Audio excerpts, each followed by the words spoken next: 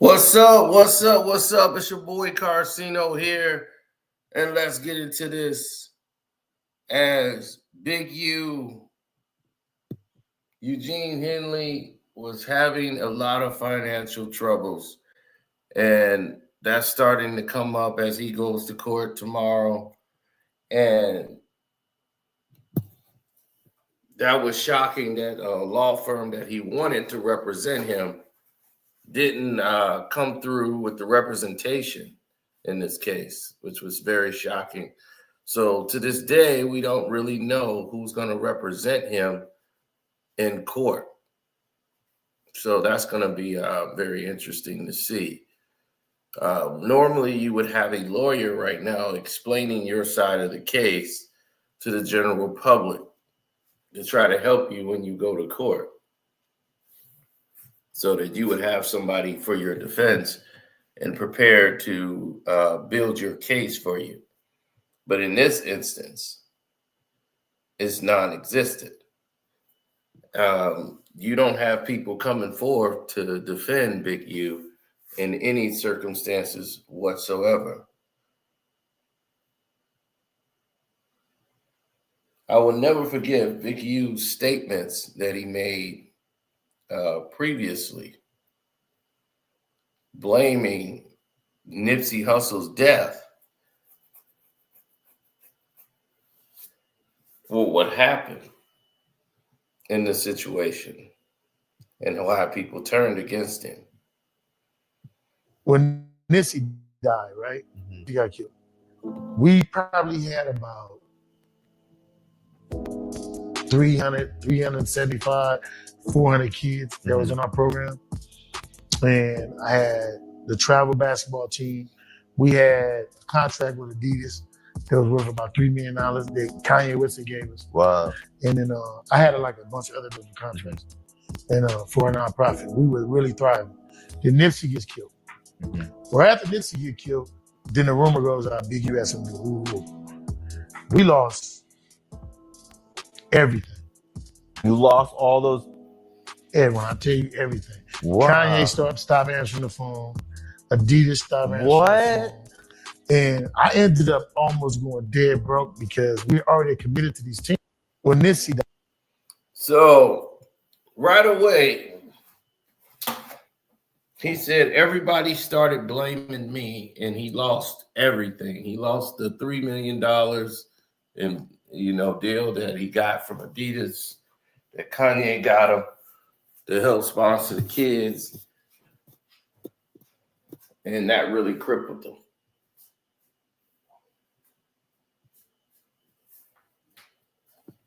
Now, the problem in this scenario is very telling.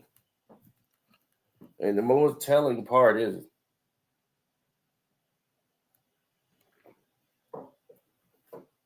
when things go bad, they go bad. I mean, they get Apple Maps bad. We have a lot of people that come around and say things that don't make sense. This is one of those things.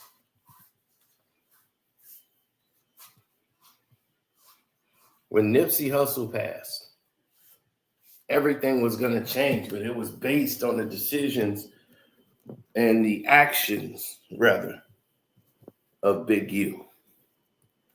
Big U's actions after Nip passed made the general public turn against him. It wasn't the fact that they weren't getting along. It was after the man died. This man, the day, he wasn't even dead 24 hours. And Big U is out here. I don't think I've seen that video ever again. He's pretending like he's riding around looking for the people that did it. Man, they got my boy Nip, man. And he's like laughing almost. It was the weirdest thing I've ever seen. Man, I'm looking for him right now, man. I'm out here on the road. I'm looking for him, boy. They got my boy Nip. I'm out here right now looking for him. and he riding around in the car like he's laughing almost, like trying to hide it in his laugh. It was very insecure, like very, very like just low down. I'm not saying he had something to do with it. I'm just saying that looked foul, especially to a whole bunch of people that cared. Then the live stream, everybody remembers, is when someone in the chat said R.I.P. to Nipsey, and then he starts laughing, and with two other guys laughing with him.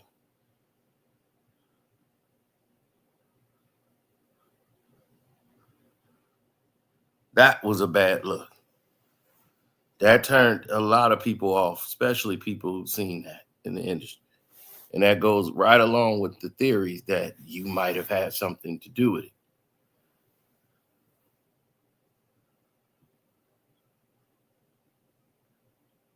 So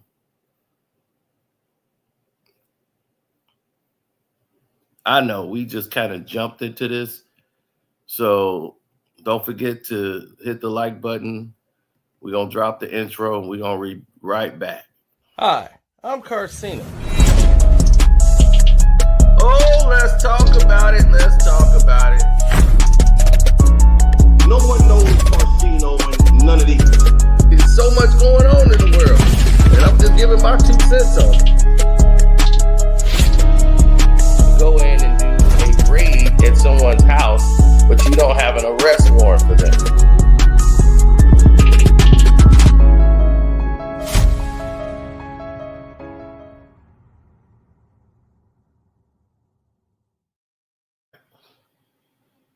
Now, as we tell everybody to stay patient constantly, we always tell people, stay patient, stay prepared, always stay patient, right? And all of these things are revealing. Now, when Big U back in the day claimed, this is why he claims he stopped messing with Nipsey, and it was, he had all this money. So why aren't these people coming forth to help him? You guys probably don't remember, but let's go over it. Mm-hmm. And then the feds hit us. I left music all the way together. Then that's when you start seeing just Nip and Steve. After the feds hit, I was gone because I was like, I can't move like this. And then I stopped fucking with music on my own. Period. I started managing Veen Reigns. So that's when I started running the yard, because now I'm managing Veen Reigns. I got Veen Reigns, Mike Epps. I'm doing all the comedians now, and I'm putting them in shows. I'm making like $300,000-$400,000 just with Veen Reigns alone. So if you left music all that time in between there, why do motherfuckers think that Nip left you, but you actually just left music? I don't know. It makes for a good story. Like, you gotta, I don't know. Man, that's crazy, motherfucker. That I did not only that, I did 10 movies in between there. I wrote and starred in Force of Execution. I did white t-shirt. I did white t-shirts. I did both. I did Jam Master J's, two turntables and a microphone. I did up-team movies. I was like in the movie space, like I am right now. And so most people only know music. So that's all you really think you know. But it wasn't no money. We weren't making no money then. Like, it was absolutely no money being made on none of our brands. And music. And music at that time. So y'all niggas made $0 even with Maul? No, with Maul we made money. Yeah. You gotta understand.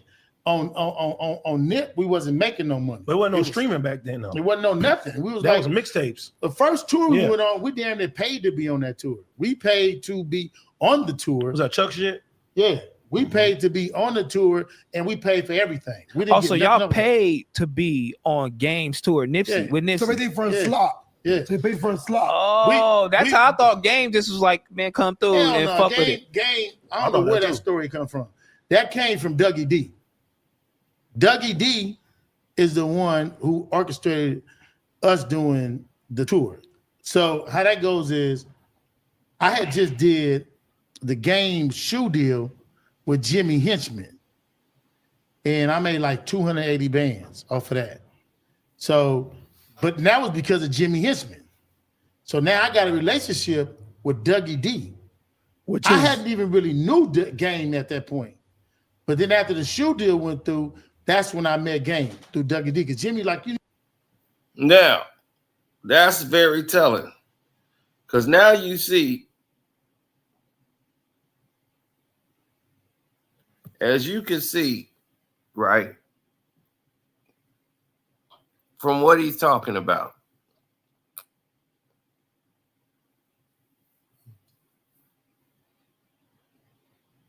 You see what he's talking about, right? Now he's saying he made all of this money. He's executive producer. He's managing deals for these artists. Why isn't one of them stepping up in this situation? Why he didn't have any money when all of this was going on? It wasn't like the feds seized all of his accounts and that's why he doesn't have any money. You should have money. You should have friends, even if they did. If you did all this managing for these artists and entertainers and actors and you're able to do all of this, why don't they have your back now?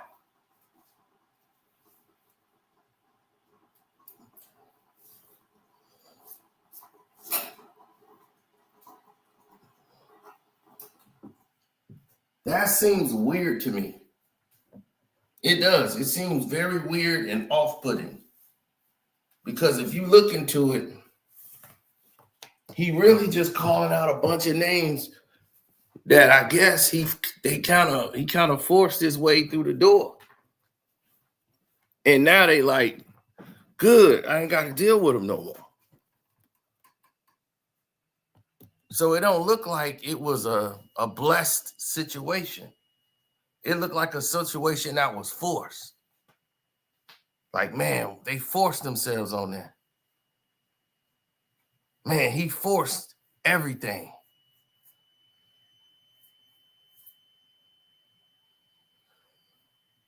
And that's what happens when somebody forced themselves in a situation.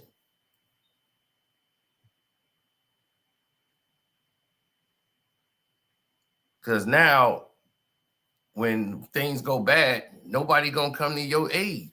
So it wasn't like they went seeking you out like, yo, I need this dude to rep me. This dude did right by me.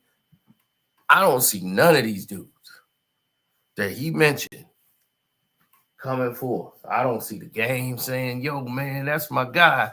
Free Big U. I don't see Ben Rames. I don't see Mike Epps. Man, that's my guy, man. That's what I'm talking about, man. When I slide in on them hoes, man, Big U used to take care of me, man. That's my manager. Shit. I don't hear nothing like that. No Ben Rames coming through. Yeah. Stand back, man. That's my guy, Big U. He a real one. When I went over there to Arby's, they had the beats.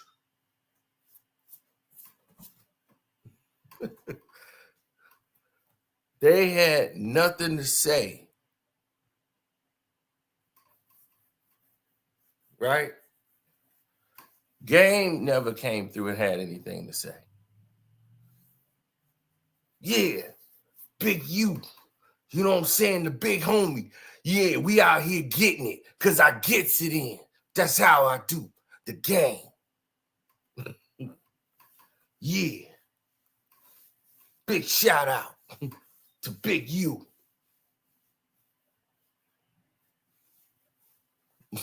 No, they don't say anything like that.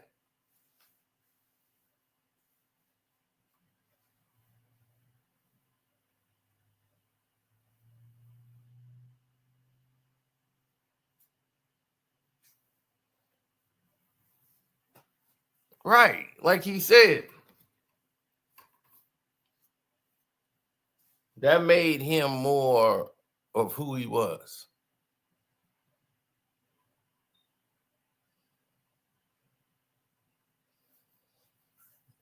Game was whack artist, so that ain't happening. Well, here's the thing. Game wasn't Wack's artist at the time.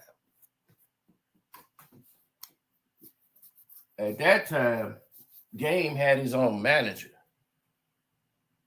before they parted ways. Wack got in there and started saying, hey, you need to let me manage you. And since the Game has had Wack managing him,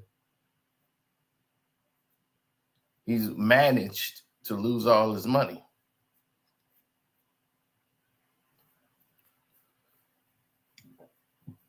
He managed to have a stripper, well, not a stripper, but a reality show woman from Chicago get all of his publishing and get all of his rights.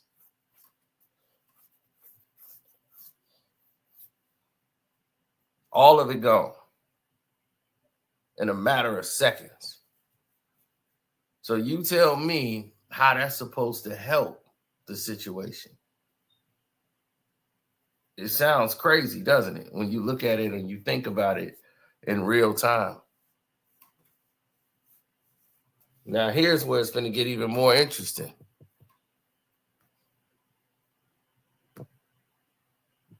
Now, all the allegations that was unsealed in the criminal enterprise that they tried to engage in 187, extortion, traffic, fraud, they said this is the anti-gang activist.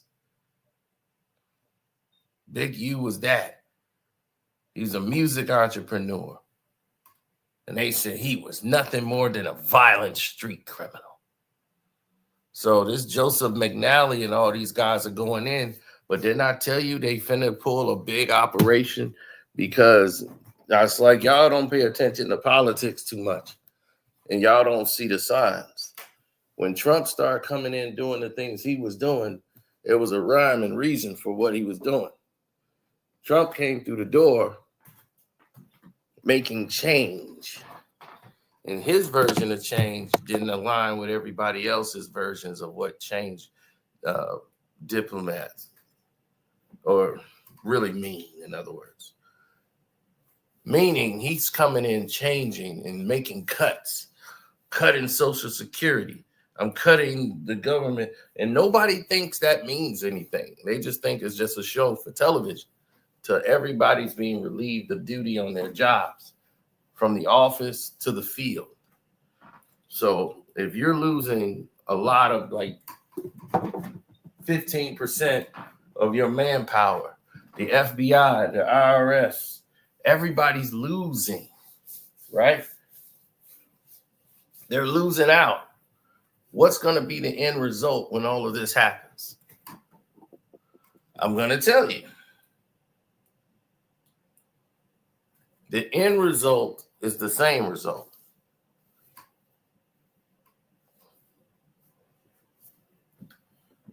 They got to start putting themselves on cases. If somebody's saying, I want to see what you're doing on your job, you got to come in and report what you're doing. You got to tell us what you're working on, or you fired. So a lot of people going to be fired out here who feds. So what they going to do is they got to move forward with these cases. They got to move forward on all these cases they working on. So they wasn't even done with some of these cases, but they got to be done now because they got to speed it up. They got to move forward because Trump going to fire them. So they got to be working on it.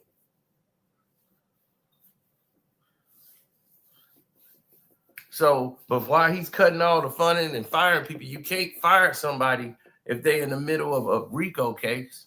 How you going to fire them?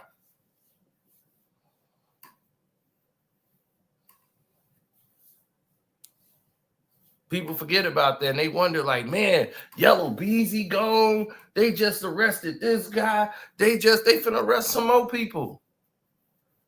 Watch. They ain't playing.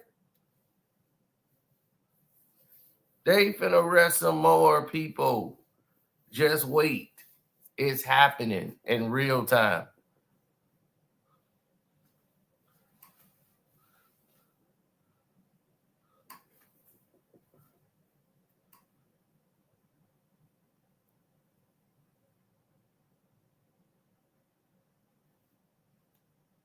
Everybody's saying little baby coming soon. I don't know about little baby. They might try to ask him questions, but they trying to insinuate little baby has something to do with something. But it's like everybody, the fans, have been trying to throw little baby in jail. It's the craziest thing I've seen in a while. It's like, man, y'all want somebody to go down. They've been asking and begging for a little baby to go for years.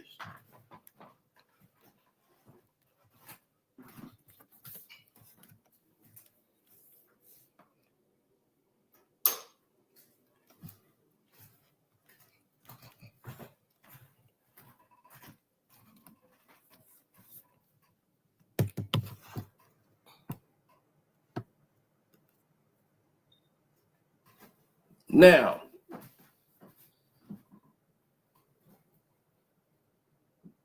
y'all want to know a lot about Brick Baby and Loose Cannon. A lot of stuff these guys do are for content, but a lot of this stuff is leading to investigations and aligning with already active investigations. Now, Brick Baby is in there for a gun, but he's in there for a Rico case. So a lot of his stuff going to align with Big U. So it ain't just blah, blah, blah. Meaning that they don't really need him to snitch on Big U. It helps their case, but they in there for their own separate gun case. Now, what he said is that they decided not to pursue his gun case when they arrested him because they didn't have enough information to prosecute, which is okay. I could believe that happened because that happens. That happens a lot. In actuality, if they didn't find the gun on you and the gun was in the car, it's hard to prove sometimes that the gun was yours, but sometimes they can make it stick depending on the weapon, the firearm, and your past history. They could make the gun case stick if they really wanted to, but they didn't pick it up. But it seems like the feds picked it up.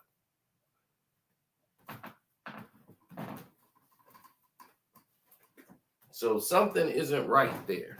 Did he give up something to get out or what have you?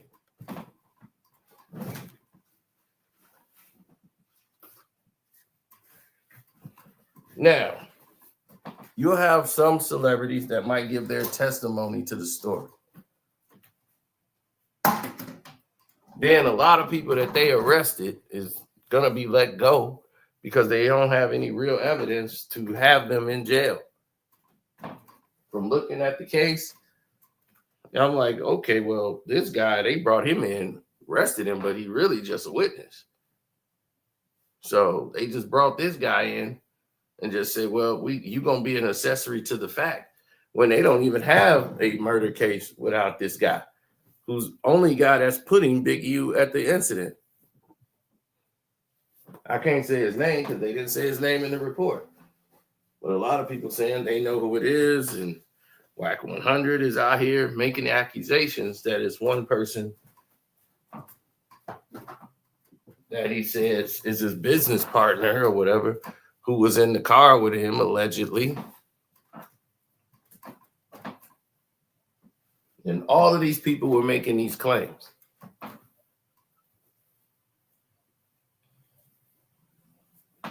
Right? They're making all these accusations. And what came of it? Translation. Who got involved? Did anybody step up? I didn't see nobody step up at all. You at least need to meet him. So then I met him. I met Game, and I knew Dougie D. So now I mess with Dougie D and T Money and all their homeboys. T was his too. So now that's when I run in the game, but I run the game on my own. So after doing 13 years, you get out and you build all these relationships through Suge? No, I built them just on being like, like corrupt. Really, I'm gonna say corrupt. Snoop, they kept my name going in music. Oh. So now when I fall back, because I was doing shows before I came home. Like I did, I had Snoop at War, my unique brand anyway. At the time, it's called Unique CDs on Soul Train. He did the damn, what video was that? They did the what song? Snoop and the whole East Siders all Snoop. I made Snoop the 21st, Trade the 2021, and Daz the 21. Snoop had the 20, and I forgot what else they had. But they had unique CDs on them, and they did their video in it. So I always been popping in the music. I just needed to come home. Yeah, so you study business in there. Yeah. See, nobody don't know you study business in there. You came home, you doing it up. You had a couple connections, and you made the motherfuckers work. That's really what this all. It's really all about connections and really like coming into business and then being right with people. Then so when you were with Nip, you guys really thugged out that whole tour with the game. Yeah. Guys... No, I didn't stay on the whole tour. Oh, you didn't stay on the whole tour? No, I left. I left probably after. I want to say after Washington. After we did, maybe it was Washington, I think. And I left and came back home. And then that's when all the drama happened. And I'm like, oh, I'm out. Couldn't fuck with no more. Man, you doing all of that was shit. On the road. Nip kept going for about, I would say 5 months. No, not 5 months, about 5 to 6 more weeks they finished off the whole tour, went all the way around. But so what happened exactly in between that tour? Because I ain't familiar with the whole Fed case and shit. Well, I didn't have a case. The feds was really pursuing somebody else. And so what happened, one of my partners was on the run for 12 years. And the bus that we used was a part of the investigation. So when he was getting married, well, I talk about it now because he already turned himself in. So when he was getting married, I told him, man, let me use your mobile home. So we turned around and went to Sony and told Sony we got transportation. We can get on the Game tour. Because that's when we did the song with Nip and Game.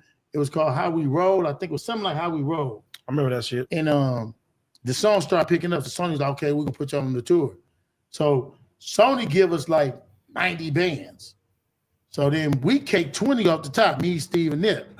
And we got 70. The homie like, shit, you ain't got to give me nothing. Just get it registered and get the insurance on it.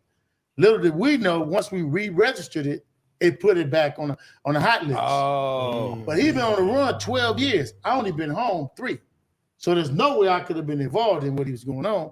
But when the feds seen the bus moving, his son was on the tracking bus. all that shit. They tracking all that. So they hitting us in every state.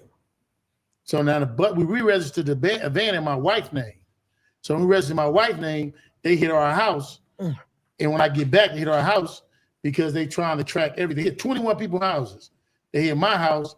And then they find all kind of shit in the house. So in any black person's house, there's some burners in that motherfucker. Maul had the feds on us too. And then, but it really wasn't the feds that went on us. They was trying to track him. Yeah. And they was now, as you can see, when they talking about what the feds did, how they was moving, they were already on.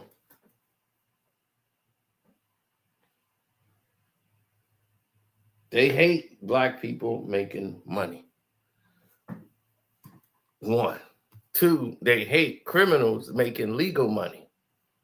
They really hate that.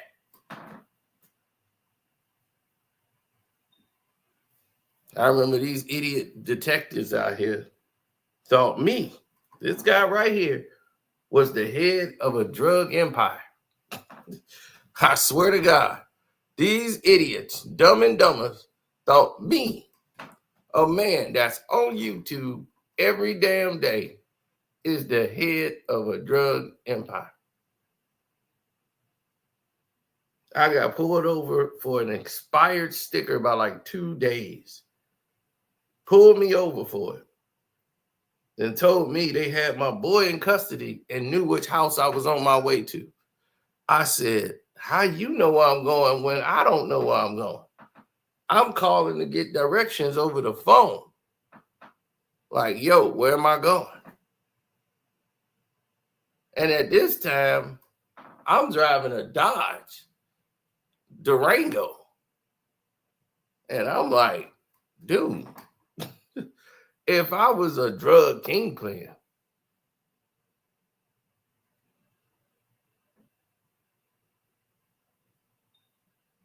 wouldn't I have a better car than this? I mean, it had a tape deck in there, cassette player.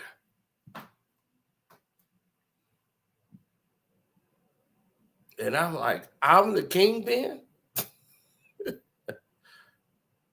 And it was the dumbest thing I ever heard. We know what house you're going to. I'm like, no, you don't. You're actually wrong. I don't know what you're talking about. But it was mistaken identity. Come to find out, I did end up finding out what they were talking about. But it wasn't relative to me, but they assumed it did. Because I was black and they were sitting on that house. They were waiting for me. Well, not waiting for me, waiting to see who was going over there. So they see me come by, they see a black guy driving, they just pulling over any black guy and just running them through the system.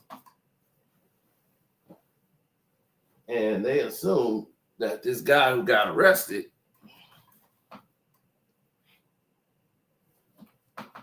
was doing time because he was afraid of me and all this stuff. I'm like, afraid of me?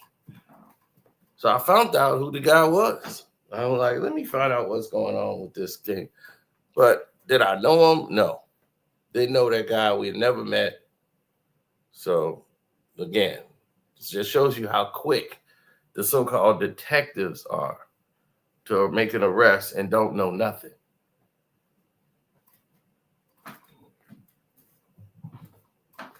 Now, yes, it was racial profiling. Don't forget to hit the like button, y'all. I know some of y'all just got here. Don't forget to subscribe to the page. Hit that notification bell so you can be notified every time you come up in here so you don't have to miss out on anything because this that real spill. That was on him because he's been on the run 12 years. So once the van came, once the mobile home came back active, because they were saying they had them niggas were smart. They had a travel agency. So not a travel agency, but yeah, travel agency, and so they take motherfuckers around the country in vans and buses. So you ain't responsible for what nigga put on the bus. But if you got a bunch of motherfuckers recording on there and you going out there, but you really moving weight. That's crazy. It's crazy. Like it was getting it. Like I'm talking about getting the bag. But then he was already on the run by the time we came on.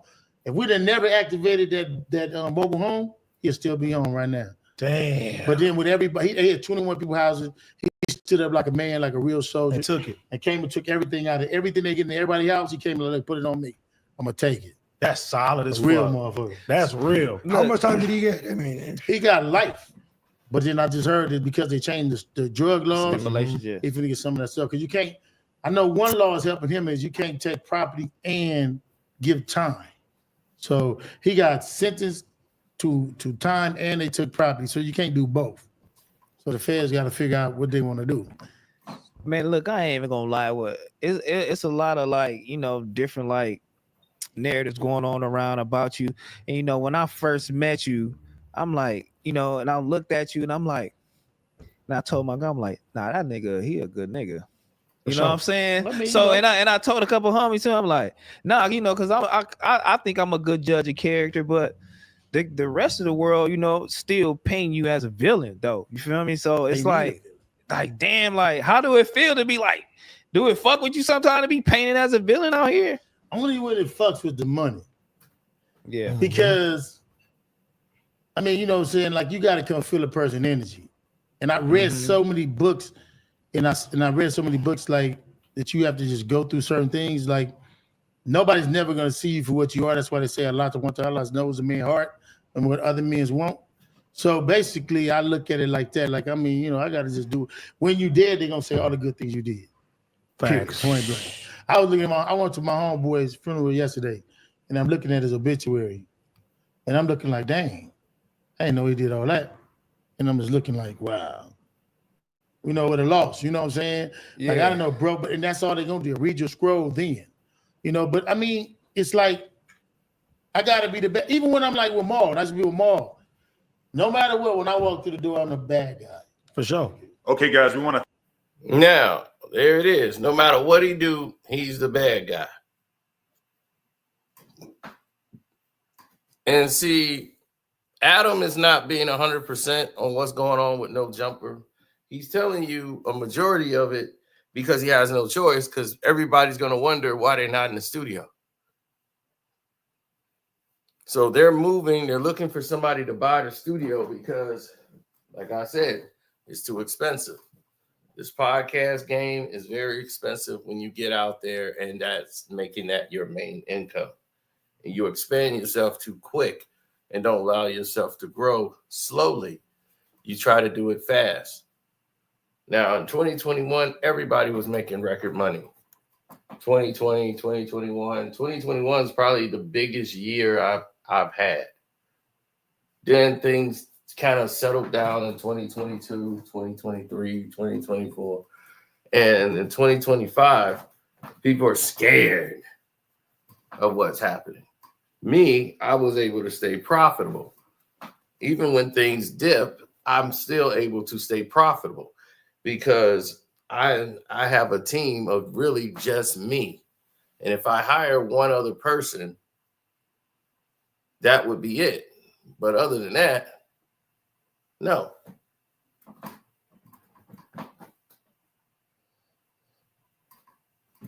That's not going to be the case.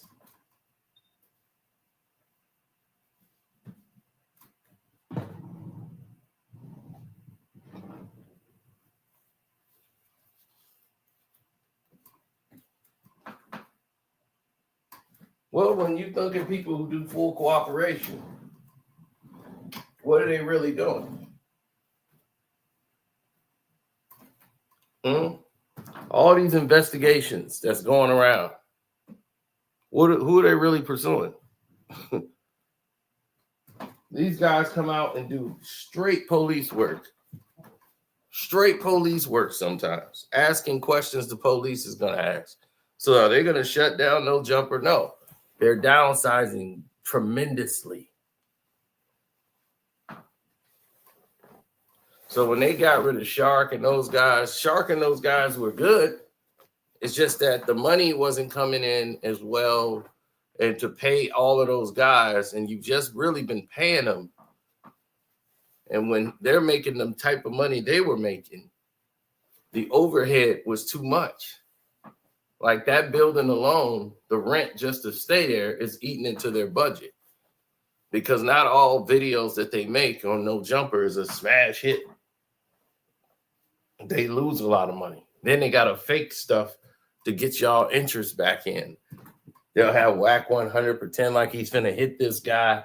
You got two guys pretending like they finna go at it on the show because they know that's what gets y'all attention, the dum-dums. So they grab the dum-dums' attention, and then they start promoting it. Man, did you see what happened on No Jumper? And they just start jumping up and down. And from that point on, it takes on a life of its own. Now the dum-dums got it. And the dum-dums are running with it. And then they're going to tell other dum-dums. But people with sense who want to hear real information about what's going on in the world are not watching No Jumper. So they lose out. And then the dum-dums go run somewhere else because they see another show that's trying to mimic what No Jumper is doing. And they saying, well, we got gangbangers over here that we're going to interview. Next thing you know, you got gangbangers over here. Then you got gangbangers over there. Now everybody's buying interviews. So one person said, hey, I'll interview with you, but I'm going to charge you. You're going to charge?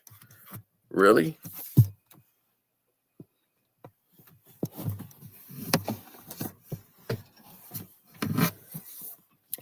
Then we're done talking. There's nothing else we need to discuss with one another.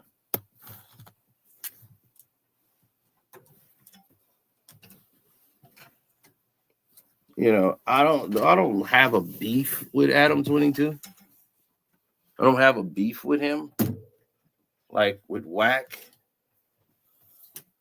or I have a dislike of their show ways and things of that nature.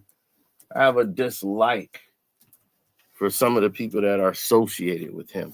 I don't like him like as a person. I think he just kind of disgusting, filthy. Ugh. The guy who claimed he'd been with 700 women and has passed up, like passing his wife around, adult film star. You know, it's just crazy behavior. You know, it's like you out of control and filthy. I mean, I wouldn't even want to be in his presence. I would think this dude got everything in the box. He got disease stacked on top of disease.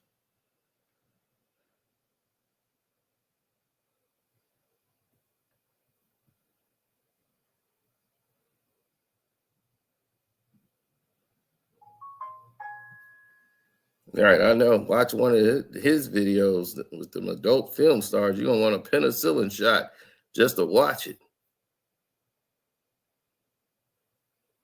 That's how crazy it is. Now, Big U responded back to Wack 100 real quick. Office about a deal. I just heard about this one too. For Wack 100 company, because you can't do that. If you know the music business, and I'm pretty sure you do, in the podcast business, nobody can go get nobody's contract. That's the most ridiculous shit I ever heard. And two, since I ain't never done it. Three, boy can't come tell me to bow down to nothing. If I went to go get something, me and Suge, do the math. So me and Suge is scared of Wack? I don't know. But secondly, why would who on this roster would I be trying to go get? At what time did this supposed to happen? This would have didn't happen before he had Blueface. So the only person in his roster he would have had would have been who? Gang? That's my nephew. He ain't had no hitting song. Ray J album under him. I have never been to Alan Grunblatt's office about a deal. I just heard about this one too. So what he does is point out the fact that Wack 100 is Cap 100. That dude lies so much. I don't even know how he do it. I'm like, dog, you lie so much. And I know this from firsthand knowledge. He sat right there in front of me and lied. Cap. Whole Cap fest. He put up a whole argument knowing that him and Wacko were at odds at that time over some stupid stuff he did when he tried to speak in that man's place. And he was, who told you that? He was mad I knew. And he knew what I was talking about.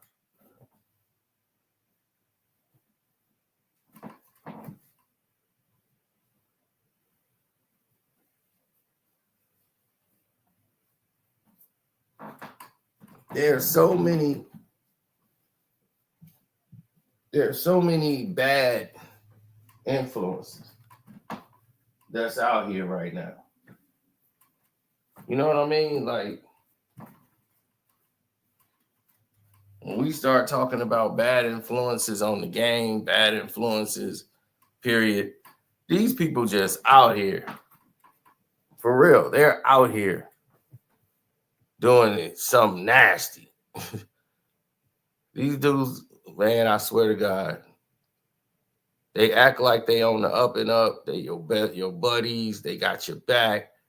None of it's true.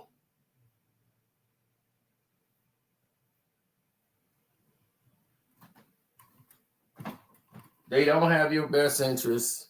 They don't care about you. And this is how they look at you in this field. You're a joke to them.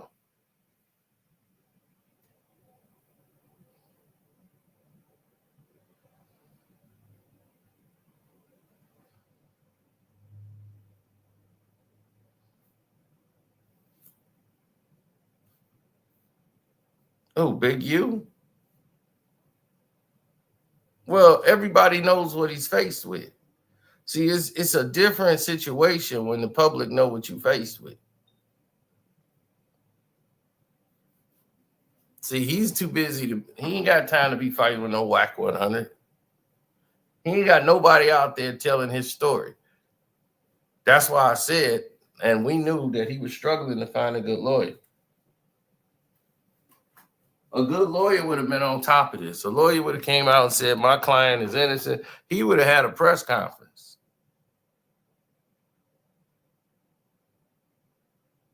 See, the lead defendants and others in the case,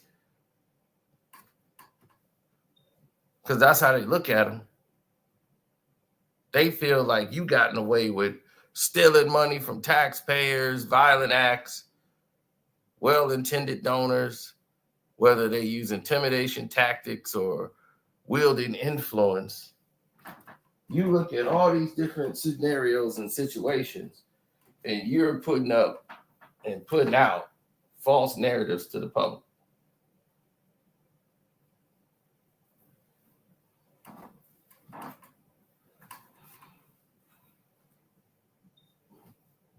Now, with that reality in place, where does that rank you?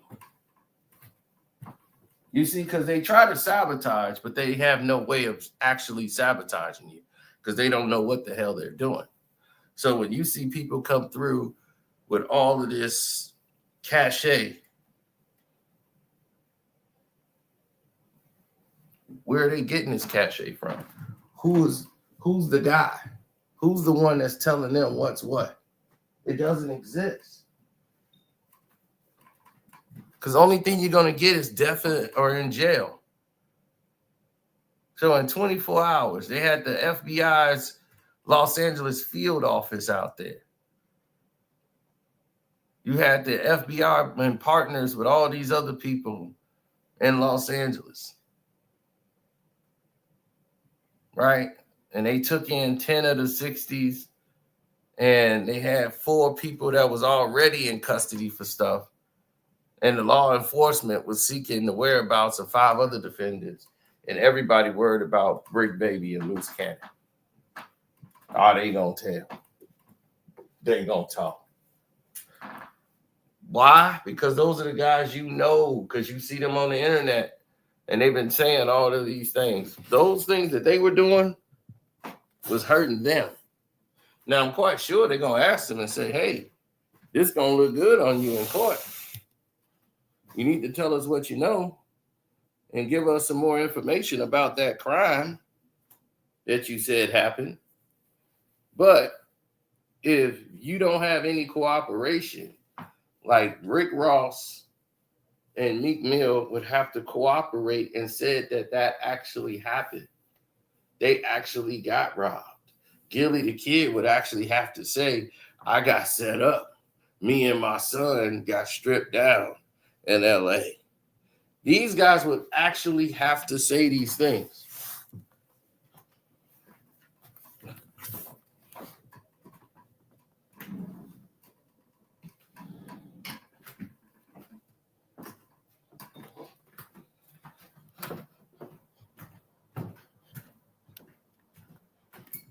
Right. So Big U Enterprises, which was operated, they claim, like a mafia-like organization, that with his stature and longstanding association with the Rollin 60s, they were intimidating the businesses and individuals in Los Angeles. Now, he managed Vin Rames, so he managed Mike Epps. So are they talking? Are these people talking? And if so, why doesn't Big U have any money in place? There's no money in place for Big U. None at all.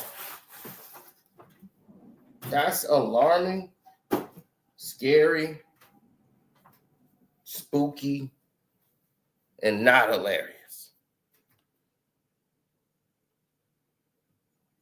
Now, the main thing that's on the case is this 2021 187 case with the expiring artist RW.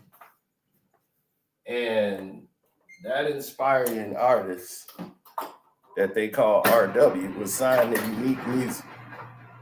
And that is his music label. So shortly before RW's 187, Unique Music paid RW to travel to Las Vegas to record at a Grammy Award-winning producer's studio. But RW did not record at the agreed-upon rate and instead recorded a defamational song about Big U, right?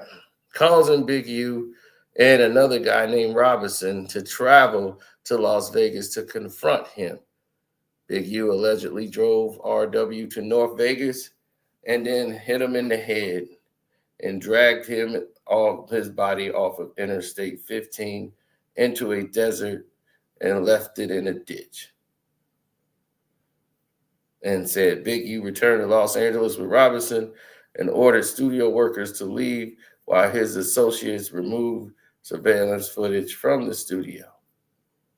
Big U allegedly later ordered witnesses not to speak with law enforcement about RW's situation. Not only did the enterprise expand its power through violence, fear, and intimidation, they claimed, but they used social media, documentaries, podcasts, and interviews, and Big U's reputation as the OG to create fame for stoking fear. So that's why Adam 22 and everybody else is involved. Anybody who's ever interviewed them, you have participated by aiding and abetting these guys to what they say stoke fear of Big U and spread the fear of him throughout everybody.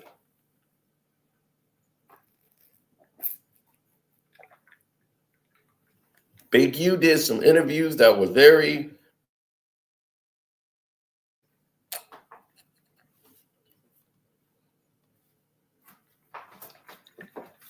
he did a lot of telling interviews.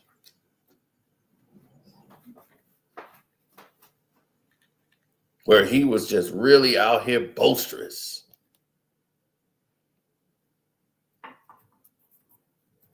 So I get it.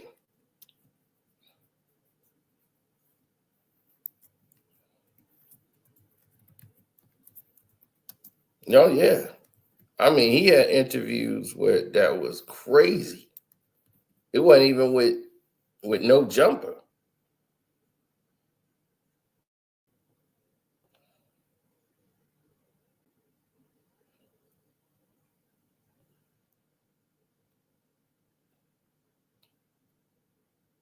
He would say, I'm not a gang member, then turn around and do or say some of the most craziest things.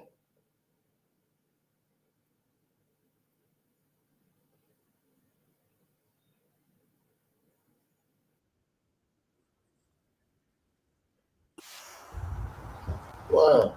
2 times. How was that, man? Listen, man, you know when you're not from a place, like one thing I always do. It was with Dill. Like one thing I don't do is disrespect the rules, whatever the rules may be. But you was with the rules. I know. He was with the homie, you know what I'm saying? You know what I mean? A lot of people don't know who Dale Dog was, man. No, I'm talking like when I first got there, like 96, 2000. Okay, yeah. Like, hey, man, I was Crenshaw. Like, cool. Yeah, 96 I was gone. Man. Don't go down there by yourself. Like, all right, cool. Yeah, like, I think Dog was gone in 96 too. Dog was doing time and I was doing time. And he was a good brother, Dale Dog. Yeah, he was. Yeah, he was, man. I think Dale Dog was sorely missed on the east side. He was one of the dudes that kept the east side solid. And then for LA, because LA is such a big city for Crips, it's such a big blue city. And then with hip hop being like, it's more, in hip hop, you see the picture of red. But when people come to LA, they have to get to understand how the culture works. And a lot of times, like with this podcast, people don't understand that checking in ain't about somebody pressing you or taking something from you.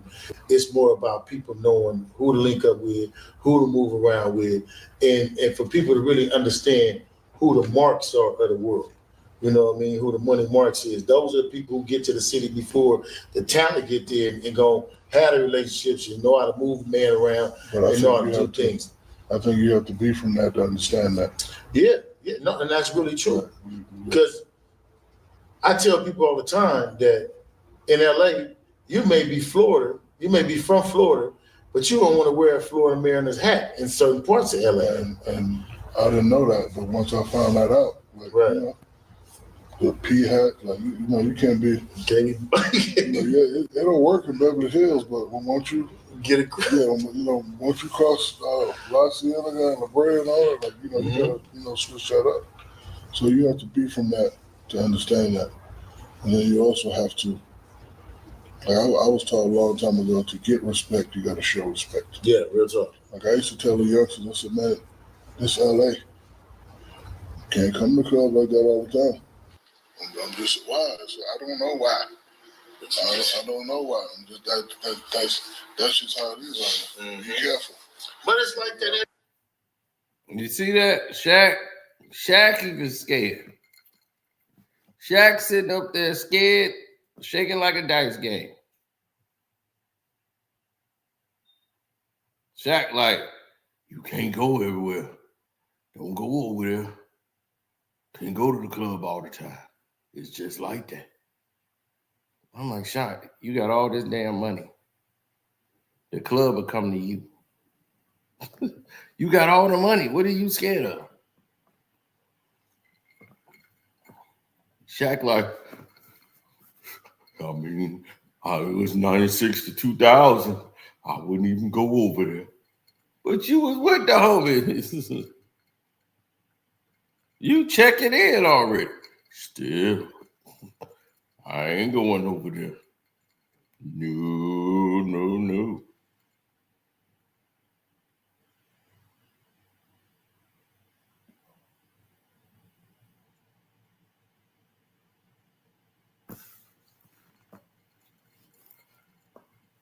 Shaq moved out of LA because Shaq had other problems on his hands.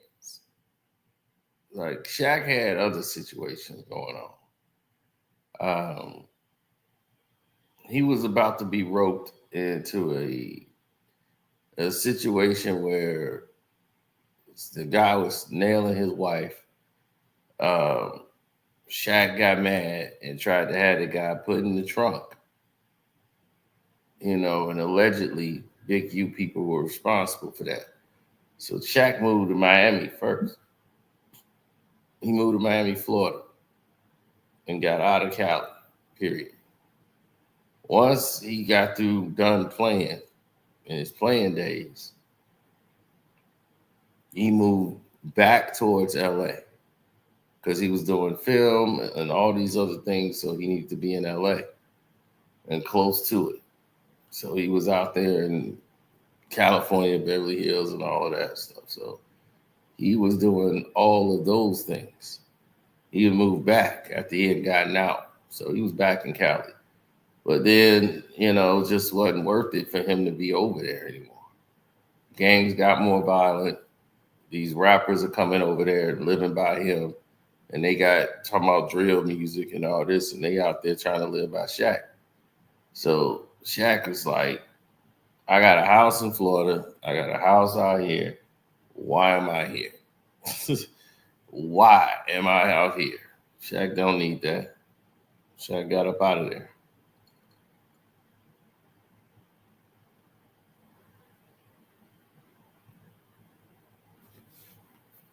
He said, the fool come in the chat reciting something crazy. Kanye said, I knew then.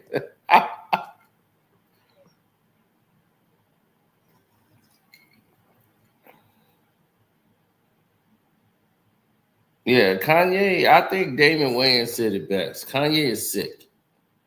Like he's sick. He's hurt. And he don't know how to heal himself. And that's the main problem. And no, he don't want no more doctors. He don't want anybody to look at him. But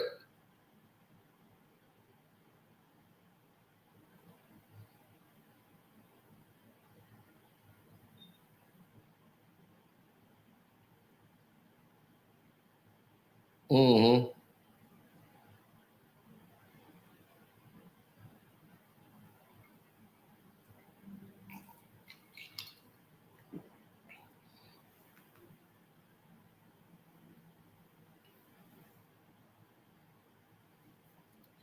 Bro, there's plenty of fear in Shaq. I don't know what you talking about. Black Zeus, thank you for stopping by, but ain't no way I've seen Shaq get scared. And Shaq was bigger than these dudes. Shaq was scared. These dudes had pistols. Shaq was so like Shaq used to come to Chicago, and it was love, right? It was all love for Shaq because he would see Bernie Mac all the time. He would go to the Bernie Mac show. He actually promoted. He put the show together so that Bernie Mac could do his thing. So it was like the Shaq comedy thing, and he had it in Chicago. And he'll be sitting there, man. Bernie Mac used to crack Shaq up. He loved it.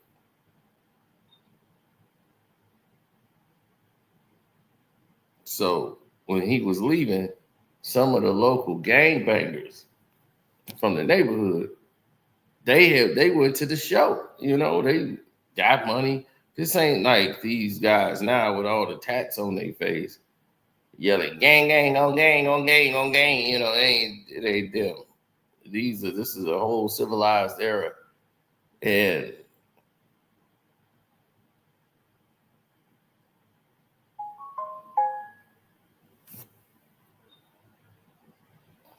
no, it's my mom.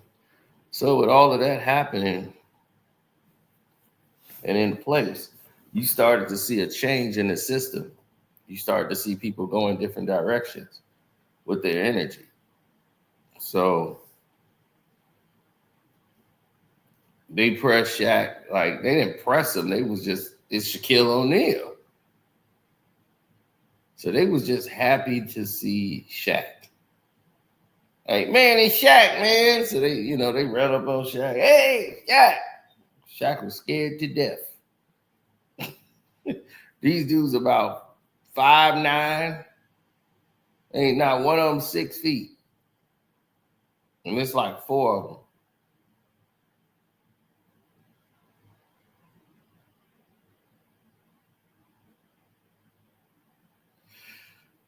Well, the Wayans family was all weird like that.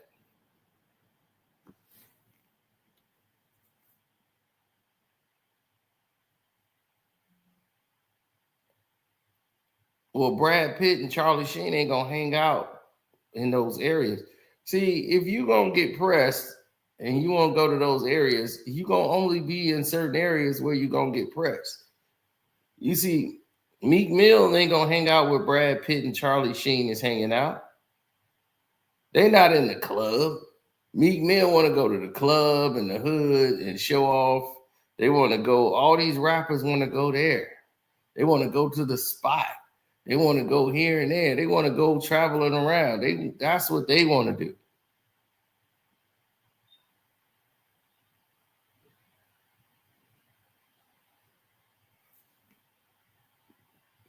No, they're not in those clubs, bro.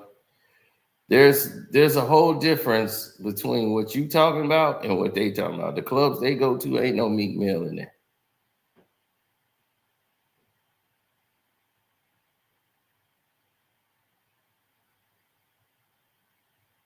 LA is LA. No, it ain't, bro.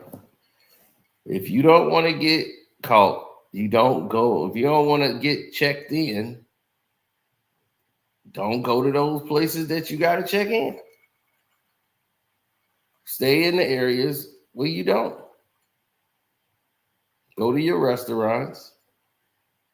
Don't go in the hood, obviously, and stay in those areas.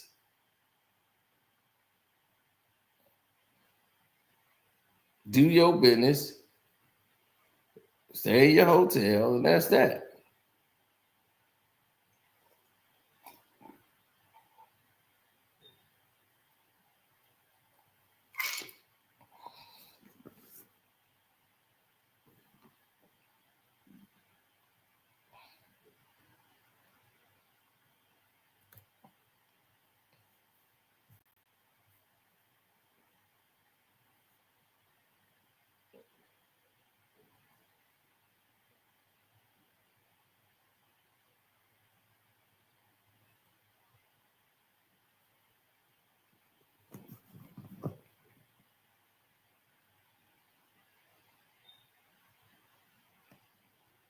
He said, you ain't hear that one dude said they know when people arrive, how and what cars they get into. Sometimes you cannot avoid it. Let's be mindful. It depends on who you are. Like, I know if they looking for certain people, yeah. But if you moving like they moving, these people know how to move.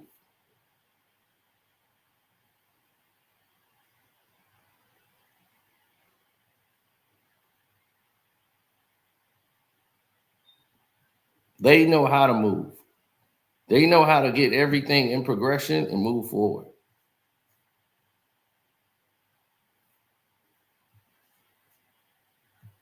But Big U look more and more guilty by the day because he has no one really coming out saying anything in his defense. Now, looking at the charges, I see a lot of it is a reach. A lot of it is not about what you know. It's about what you could prove. And so far, you know, this guy's got a spotty record when it comes to these situations.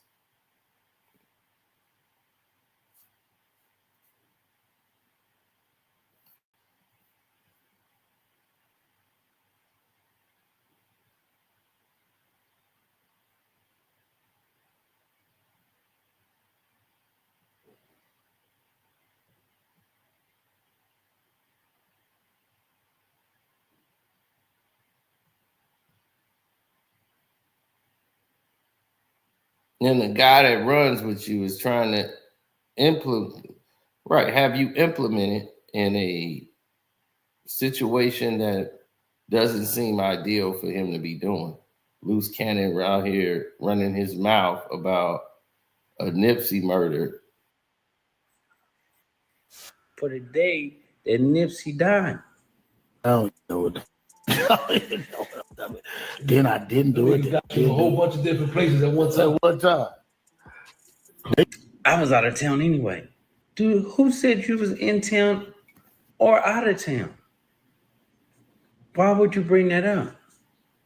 What about going live on IG on Hood Day? Remember Neighborhood this, and you looking around goofy and stuff? Oh, wait. Something better. What about when you was on IG and they said justice for Nip? Justice for Nip.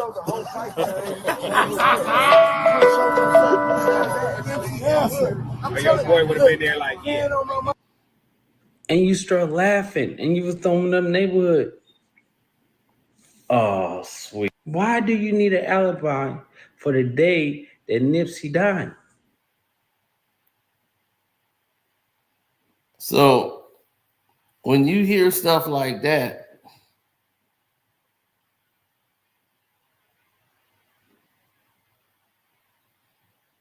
you think Luce is lying? He might be. I mean, I'm not saying all these dudes are credible and honorable. I don't know him. He might be lying. But I saw what I saw. I saw what he said. Everything he said, I saw. The people saw. It didn't look right.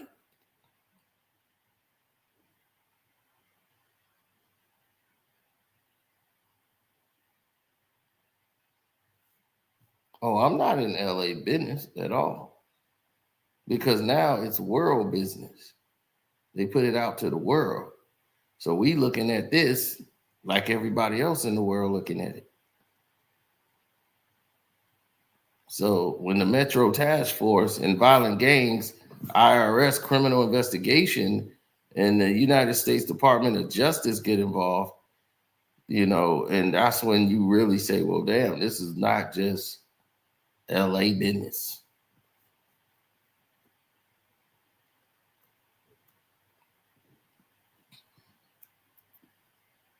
This is a Rico case. This was on news everywhere else, not LA news.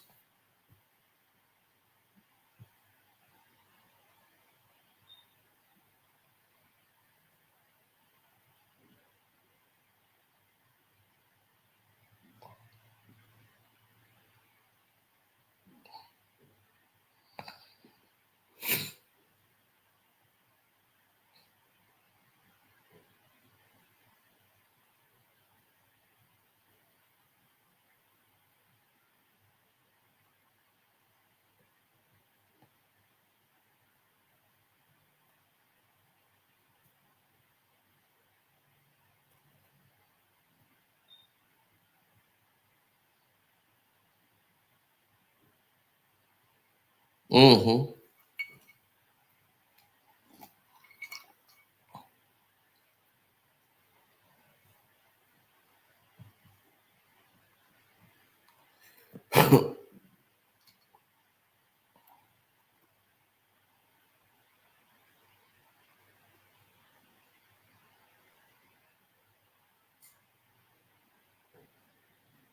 Well, you'll have to wait and see how that plays out, but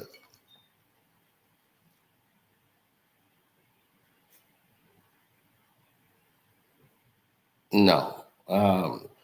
He's having trouble securing a lot of things that I thought he would have in place. He didn't have a lawyer on retainer. Not for this situation. He didn't have a lot of things in place for when things go bad and get dark, and things have gotten dark and things are not in place. And I'm very surprised that they weren't in place and how dark things gotten, and yeah, it's really bad, Thank you guys for the super chat. The Cash App is Carcino, as you see on the banner. Yeah, it's pretty bad. So you look at it and you go, damn, that's pretty bad that they made that the narrative moving forward. So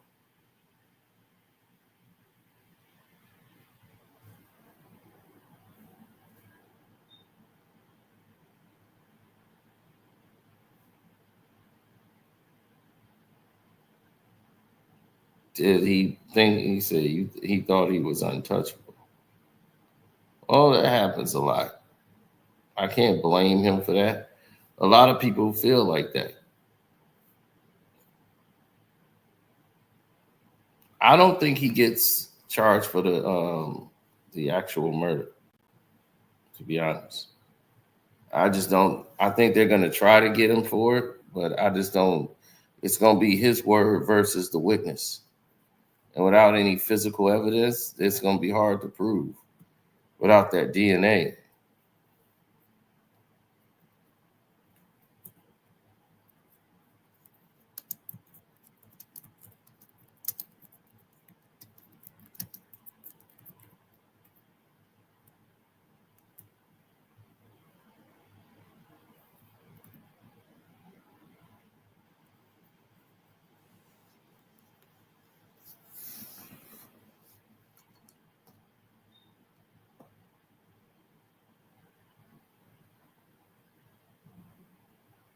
I mean, it's a hard case to win.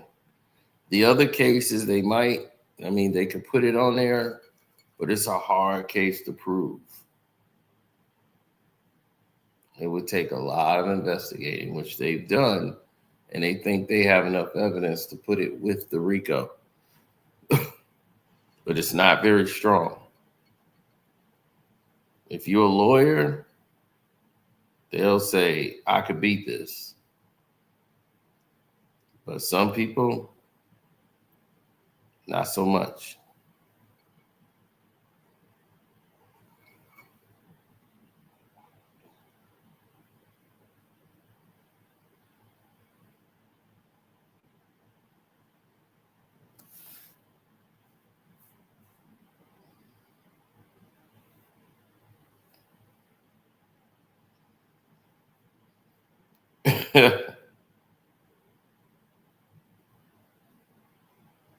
He said, I live down the street from Big U. Never knew it was this bad.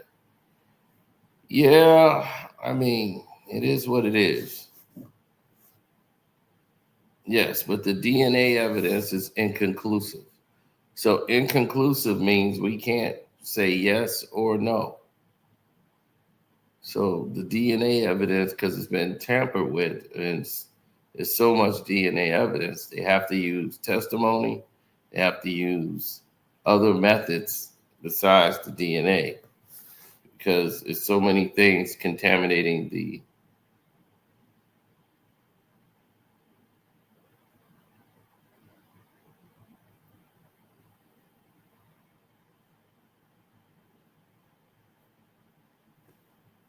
Right, inconclusive. There was no DNA found on the passenger of the car. Like it clearly didn't match him. With Wack's DNA, I mean not Wax, Big U's DNA, it's inconclusive. They can't really say it's him or not say it's him.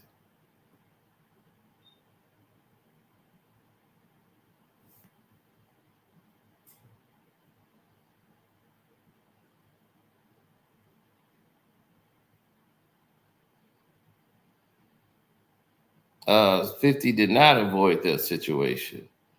50 had a Crip with him at all times from Grape Street named Monster. So Monster was the guy he rode around with. Monster was the guy that made sure 50 was safe. Nobody in LA was messing with him because he had Monster with him.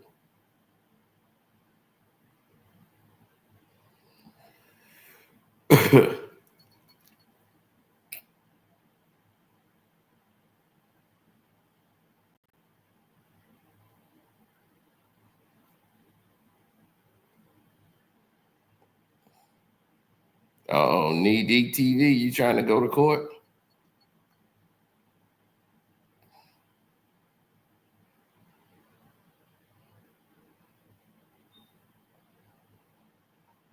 They gonna have Knee Deep in there. Raise your right hands.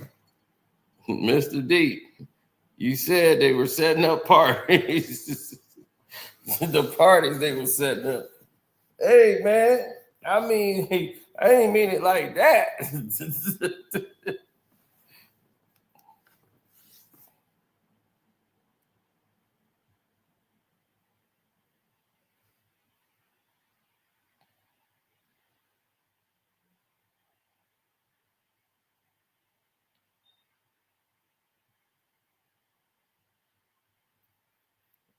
He was like, not at all.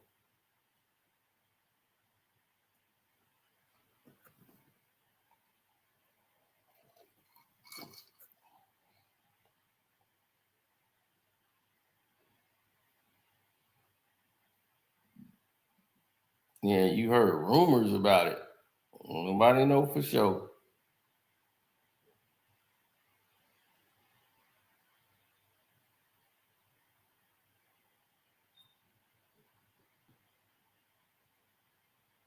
What's up, D? We see you.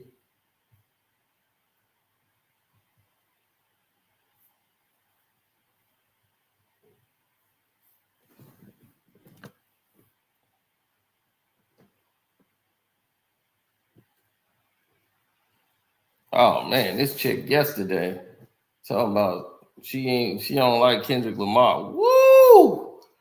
Woo! That did it. Oh, I'm like, I look at you entirely different now, baby. I thought you knew something about me. You got to go. Why? Because I don't like Kendrick. I'm just tired of not like us. Not like us. I'm like, you gone. I can't even, no. You gotta go.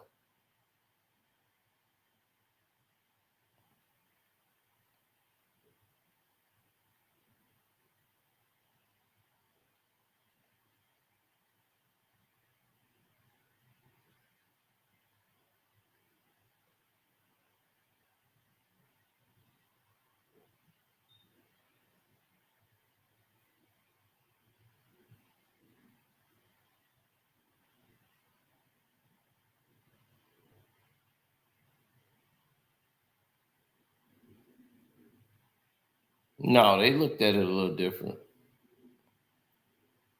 Now they trying to tag PNB Rock to him.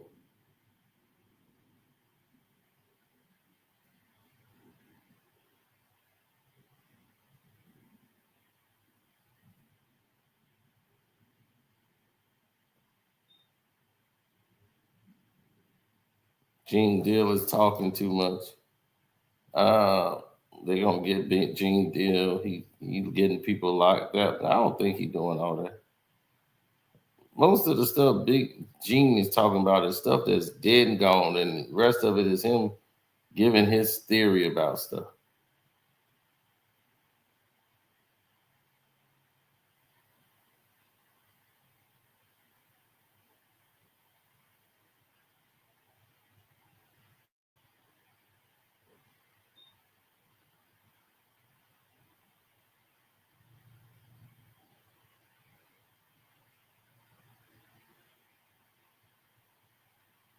Well, see, that's the thing.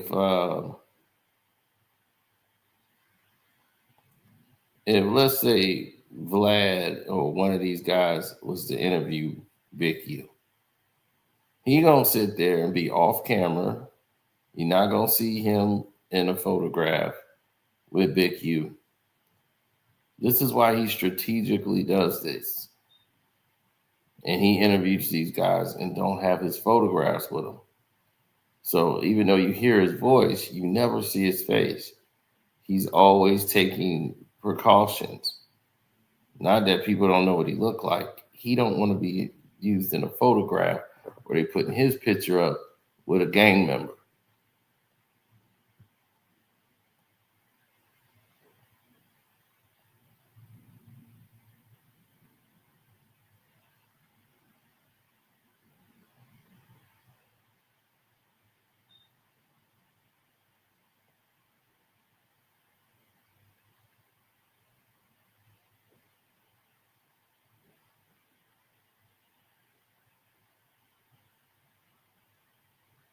Well, when Wack 100 talk, you gotta take it with a grain of salt.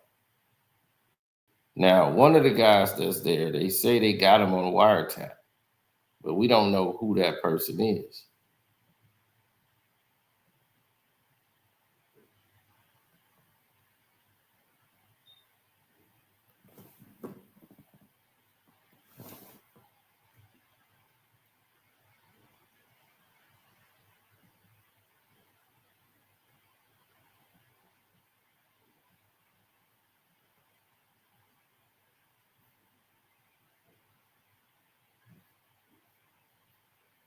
Word got to the grapevine, Brick didn't hit a lick. They get on the phone with this nigga, yeah, we hear Brick nigga just hit a lick. So they go to talking about, okay, Brick got to come pay up. They ain't got nothing to do with the lick. But because they talking about Brick hit a lick, that will put the people on Brick. Wack 100 claims Big U was extorting Brick Baby. However, Brick himself denied this to be true. What are your thoughts on this? Brick knows, since Brick want to bring up some dirt, I'm gonna bring up some dirt, right? Because Cuz been blackmailing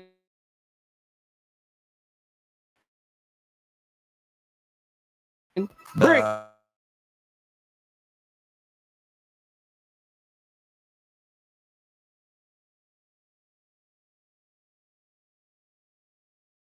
He ain't black.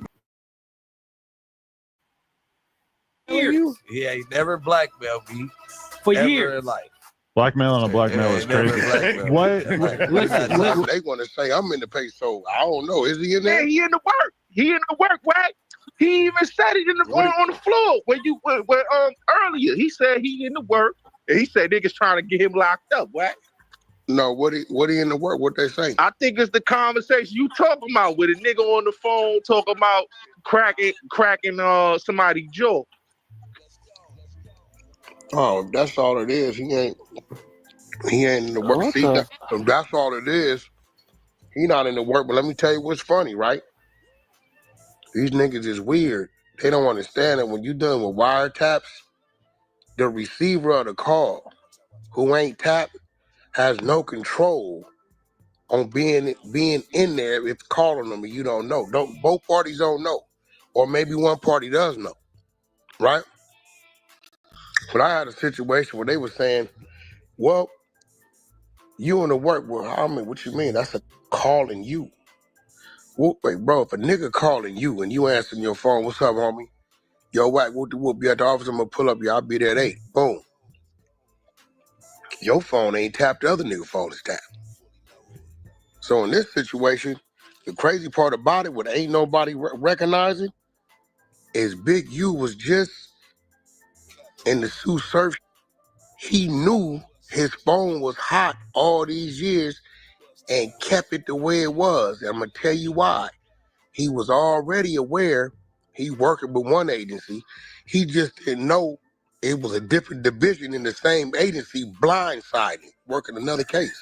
Damn. Why would a nigga who just watched 14 Jersey niggas, who knew he was in their paperwork, 2022, phone number still be the same in 2025? Crazy. Yo, did Nipsey Hussle come up in Big U paperwork with some real shit or still speculation?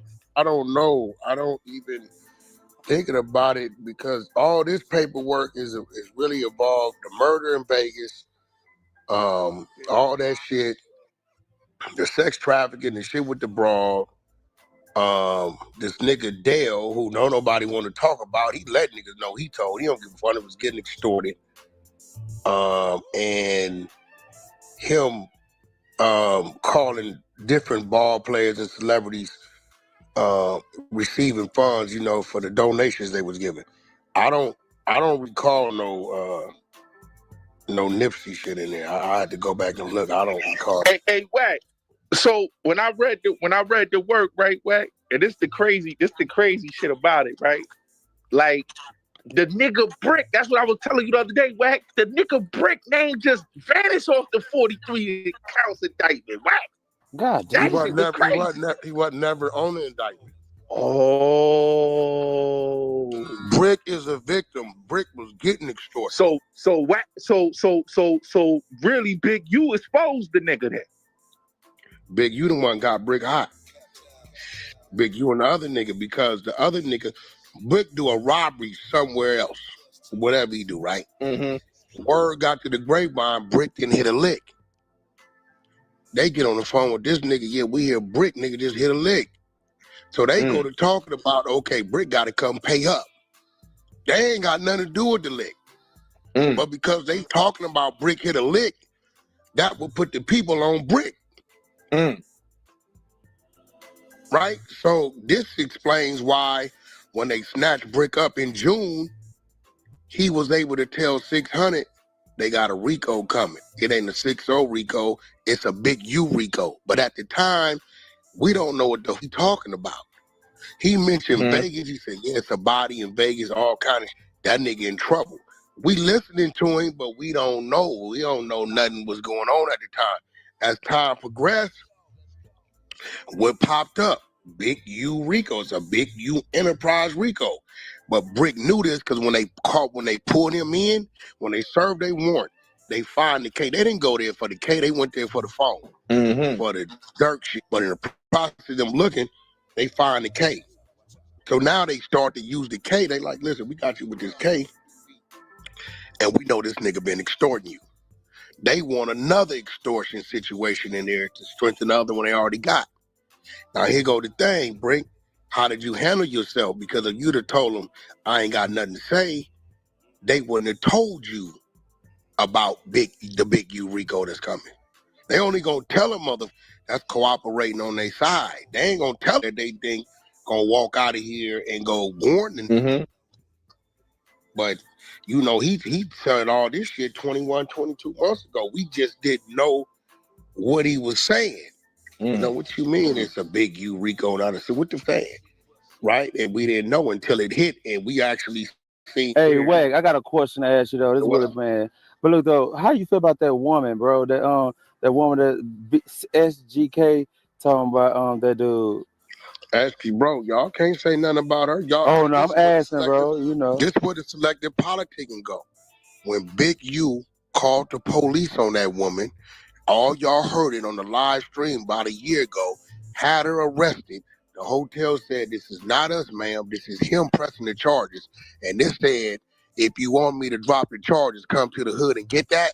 Yo, when y'all didn't say Big U, the OG, you just called the police on a Crip bitch. I don't want to hear nothing about nothing that lady saying, bro. Okay. Nah, selective politicking, right? Y'all don't remember that? Y'all want to act like y'all remember that? No, nobody remember? Let's talk about it. We live streaming. He didn't know the woman. They called me live, and we was live streaming as it was happening. Can you guys call the police on her, please? She go to her room. The police come up there. They said, the hotel people said, ma'am, this is not us. The individual was pressing charges. He damn sure didn't nobody had nothing to say. Right? Then he went the next day and said, bitch, you want the charges drop, come to the hood and get that. Y'all forgot that? No, he said that on live. He said that on live. Okay, so whatever that woman who kept her mouth shut when they whooped her ass when she was pregnant. She could have went and told, and she didn't. When they did all kind of heinous shit to her, the bitch be cripping because she was a little crip bitch. She didn't tell. But y'all watch this nigga call the police on her, lock her up. She went to jail that night.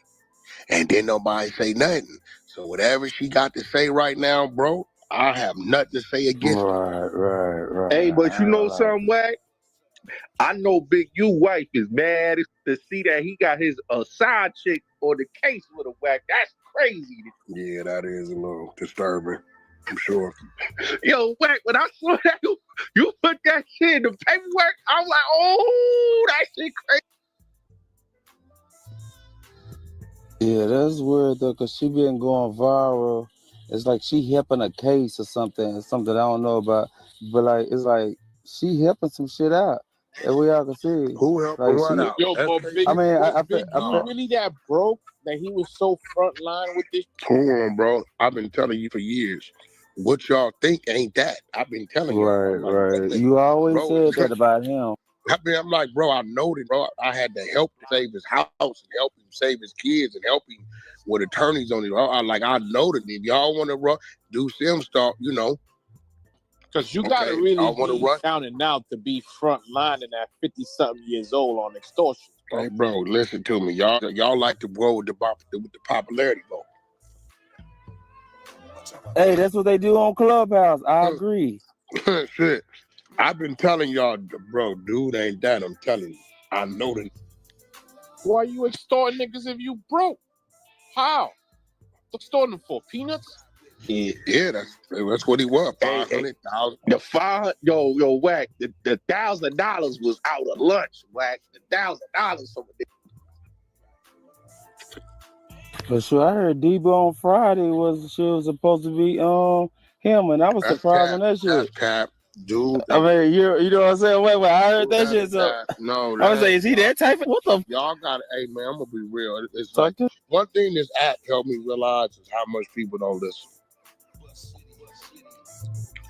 The dude wrote it after a dude from like Watergate. The actor said he put his mindset of a guy like Big U. The dude that actually wrote the script wrote it behind another Crip dude he knew. The actor said, and the only reason why he said that is because when he went broke, Big U was parading him around trying to get him a few dollars. Okay. So now when he sit down, he throwing Big U name in it. Bro, if that was the case, Big U name would have been mentioned long. It's like shit, who trying to like promote him back in the day. It was that dude Tiny type shit. I don't but that was all that. Them wasn't nothing about when Tiny was promoting this shit back then. Was he ever saying any of that? All that shit was as a recent. Yeah, it's that YouTube shit and clickbait shit though. It's like it wake people up though, so you just gotta be careful and shit. So it is what it is. Like I tell everybody, it ain't no back and forth. The paperwork right there, bro. You know, it ain't no back and forth. Paperwork is right there, bro. So everybody, I'm like, hey, listen, bro. I've been telling y'all niggas, dude ain't that. Dog, this shit he was doing, I didn't know he was doing this shit. I ain't never seen him do this kind of shit. But yo, Wack, when you cut the water off, resorted back to his old ways. Back to his old ways. Now, I will say this: the ball players and the celebrities, that wasn't no extortion, bro. He'd just tell them niggas what he had going on, and niggas generally wanted to help him. You know what I'm saying? Like that wasn't that, because they would come around every year. Hey, bro, it's football season, right? Y'all straight over there, and they'd just donate. You know, dude only charged the kids $100 to play. That wasn't nearly enough to cover every day. And he was just doing that, trying to get enough kids on the football field. So he took it upon himself to utilize the people he knew and the resources around him to try to hustle up the money to pay for the needed equipment and extra shit. You know what I'm saying? So that part of it, that was just people generally helping. Now you're not gonna get a Draymond Green or Shaquille O'Neal saying, yeah, he pressured me. That's what they wanted to do. Yo, but let me ask you a question. With the 10-year Nipsey Hussle thing and all that, like, plus that, and what's up with that Steve Lobel dude, man? There's nothing wrong with that, bro. Like, you can't hold that against him. That's a contract. That's the contract that he put in front of that man, and that man signed that contract, bro. And it really was like, y'all not catching the contract. It lets you know how game goofy Big U was when it came to contracts. Bro, the nigga signed a nigga, and he didn't even realize what he was saying. I shook my head. I said, this nigga don't even get what he's saying. You signed a nigga to a 10-year publishing contract. You didn't sign him to a royalty rate contract. That's a publishing contract, bro. Which means that you got to have an artist that's putting in some serious work for that to be worth something. Straight up, I said to myself, did this nigga just say he signed him to a publishing contract? You ain't on the royalty rate side? I'm like, and the way he laughed about it as if he was doing something, I'm like, yo, they ain't even catching what he just said and how much sense it don't make. Say what? Yeah, Thank you what's for up, man? clarifying that, because I know you know. Yeah, that's a 10-year. It was a 10-year publishing. It was publishing. It was So no he don't get no royalty. mechanicals, no masters, No nothing. royalty, none of the digital sales. And I'm like, yo, did you really just do that shit? Because guess what? Watch this, right? You ready for this? Let's just say Nipsey's son name is Young Hustle, right? Guess what happens? All he got to do is put his pub up under Young Hustle. And then ain't nothing you can do about it. His no more. He gave it to ain't nothing you can do about it. On some puffy shit. Bro, that's why when I heard him say that on the Bootleg Kev show, I was like, did this nigga just say, yep, I got 10 years, 30 years, 30% publishing under whoop-de-whoop-de-whoop-de-whoop. I'm telling myself, do you understand what you just said? So you get no royalties. So that means if Nipsey got samples, if it's featured artists, it's only 50% on that side of it. 50% for the producer, 50% for the writer, performer. So if YG is on there, automatically it's cut in half to 25%. Right?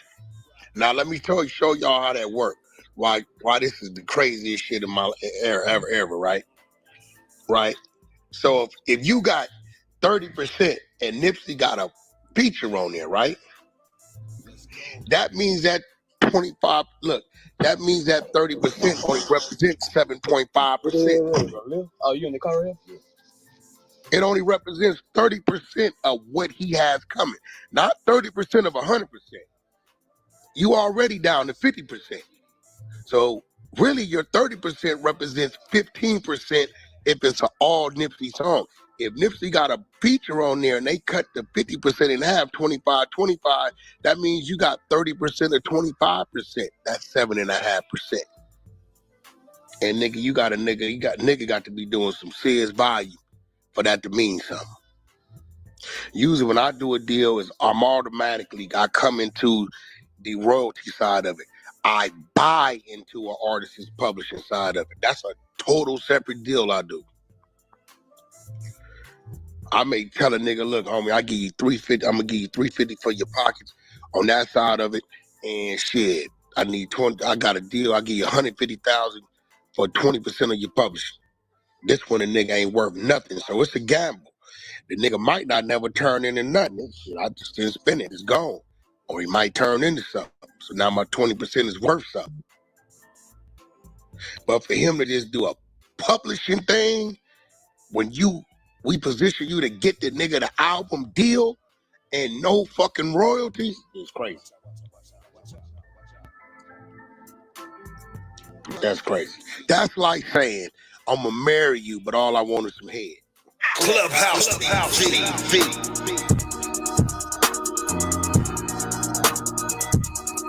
Clubhouse TV. Clubhouse TV.